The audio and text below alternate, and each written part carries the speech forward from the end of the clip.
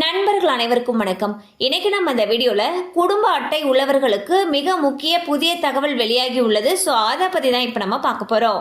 Ration கார்டுகள் மூலமாக ஏழை எளிய மக்களுக்கு அரிசி, பருப்பு, எண்ணெய் போன்ற பொருட்கள் மலிவு விலையில் வழங்கப்படுகின்றன.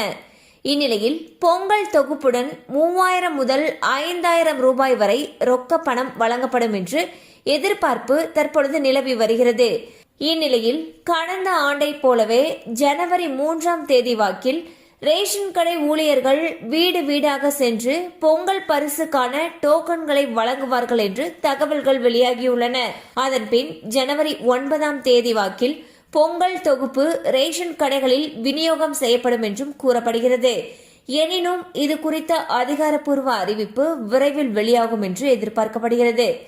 ஸோ பார்த்தீங்கன்னா வரக்கூடிய பொங்கல் பண்டிகைக்கு தமிழக அரசு 3000 அல்லது 5000 ரூபாய் ரொக்க பணம் கொடுக்கறதுக்கு இருக்கிறதாக தகவல்கள் வெளியாகியுள்ளன.